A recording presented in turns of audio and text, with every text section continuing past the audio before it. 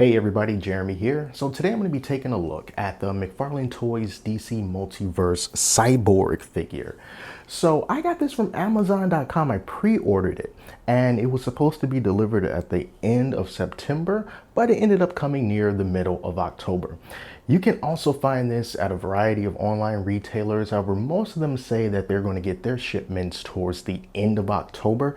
So you can set your expectations and knowing that if you order it online, you'll probably get it around then. You can also find it in stores, but of course, that's just going to depend on your luck. Most stores don't have it, but maybe you'll get lucky. So I always wanted this figure since the first time I saw it, since they showed it off, along with a bunch of other McFarlane Toys DC Multiverse figures. I love this sort of anime-ish look of Cyborg from the original Teen Titans cartoon from back in the day. And yeah, I think that this one is going to be pretty cool. I've been really happy with the McFarlane Toys figures that have been coming out after that initial first wave. So yeah. So flipping it over on the back, of course, we got the Cyborg animation. And then we have 5 more figures from the McFarlane Toys DC Multiverse line that are coming out real soon or already out. Some people have been finding these in stores. We got the Dark Knight's Metal line down here with the Azrael Batman.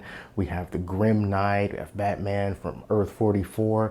It's just some really, really cool variants that McFarlane Toys is coming out with. And man, it's a lot of money, but I hope to get the vast majority of those. All right, so let's open up Cyborg, get a closer look. All right, so let's talk about this Cyborg here. Let me tell you about the things that I like first, and then I'm going to get into some things that I don't like. Now, first thing that I do like is the transparent plastic on it. So the transparent plastic that covers some of his mechanical bits, it's really cool because you can see through it, and then you can see the white armor robotic pieces underneath. And you know, it's on his head here, it's on his shoulders, and it's on his upper thighs. And I think that those look really, really cool together. Paint wise, for the most part, I think that the paint is good. When it comes to white paint, sometimes it can be a little bit weird because if you get it in the right light, you can kind of see some almost like bubbling in it, as if you were to paint over something that was already either another color before, or if it was just kind of like something that wasn't this pure white and you just paint it over it, and then when the paint dried, it just looks kind of in some places. That's kind of like how Cyborg is. It reminds me a little bit of the Batman the Animated Series figure that I reviewed, and one of my problems with that was also how the paint in some areas looked a little bit scruffy. So when we look at Cyborg's face, the good thing is, you know, they did the paint pretty good on his face. I don't really have many complaints there. They did good on his eyebrows, nice and tight lines. It looks just like him, dead on actually. And then let's just turn him over on the back. And of course, it's going to be more of the same. For the most part, you know, I think the paint is pretty good. Is it perfect? No, it's not perfect at all. If we can look at the top of his head, it looks like there's some indents there. But, you know, it's not bad. It's not bad. Now, the biggest problem that I have with this Cyborg figure, it isn't the paint, but it's the quality control. And I was actually quite surprised by it. Now, this could just be my figure, but if you have this figure and you've experienced some issues that are similar to what I'm going to show you, please let me know down in the comment section. All right, so when I first took him out of the box and started messing around with them, one of the things that I noticed that at first I was quite pleasantly surprised to see was that his limbs felt loose, but not in a bad way. They felt loose in that they were just easy to move, but they were holding their position. As you can see, like with this arm here, I'm just gradually moving it up, and it's very easy to move, and it holds its position. I was thinking, are they sort of experimenting with some new mechanics for their articulation to make it less stiff, but yet still nice and firm at the same time? And I thought that was the case, but then when I tried to put his blaster on his left arm, the blaster was making his arm just fly down.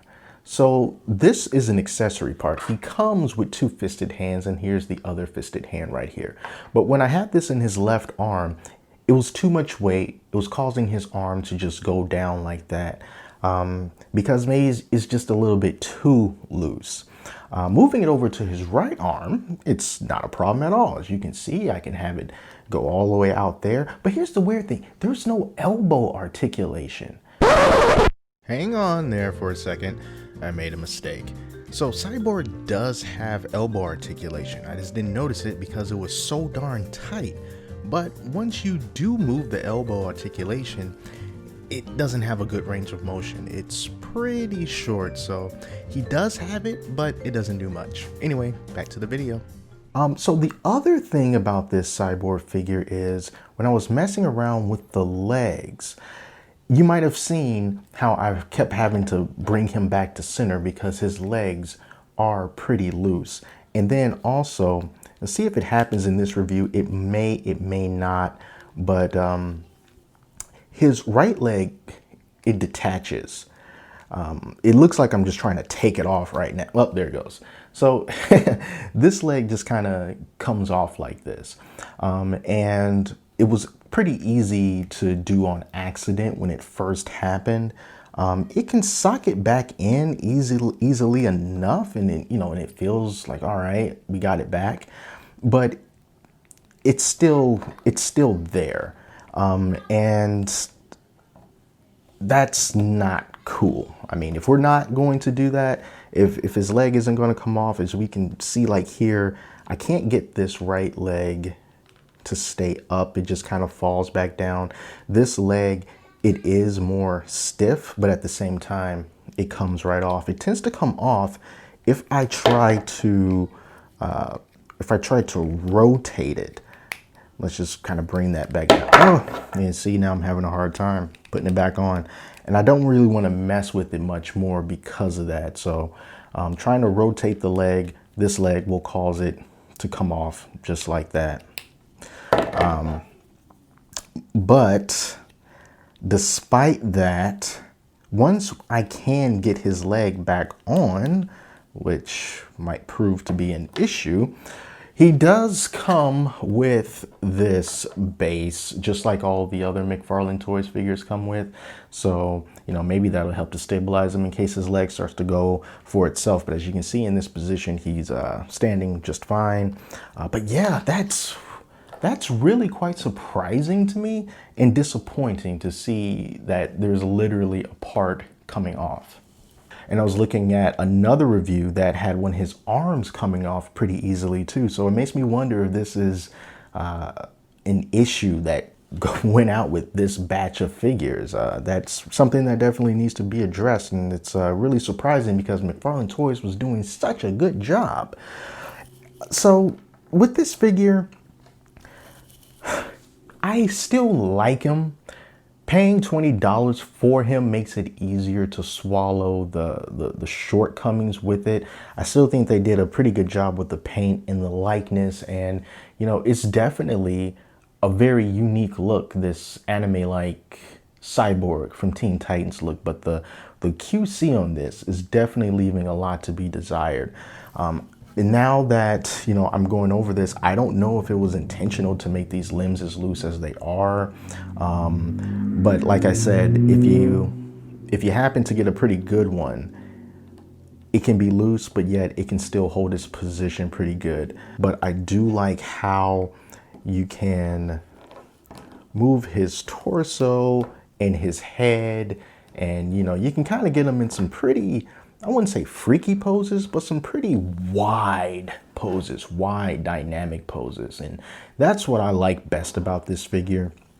But it's very concerning how he just does not want to stay together. So it's pretty funny because he's a cyborg and he's falling apart. But your experience with this guy may vary. I'm going to continue to purchase these McFarlane Toys DC Multiverse figures because for the most part they have been pretty good, but with this Cyborg, something has definitely gone wrong with this, and I hope that they get feedback about it and they address issues like this in the future, and maybe I just got a bad one and the rest are good. I don't know. We'll see. Let me know if you have any problems with this guy, but I love the colors. I love this little accessory piece, and to put him on the shelf and pose him in a cool pose and leave him there, if that's what you want from him, he's going to do that just fine. So that's it, you guys. Thank you all so very much for watching. And until next time, I'm Jeremy. I'll talk to you later.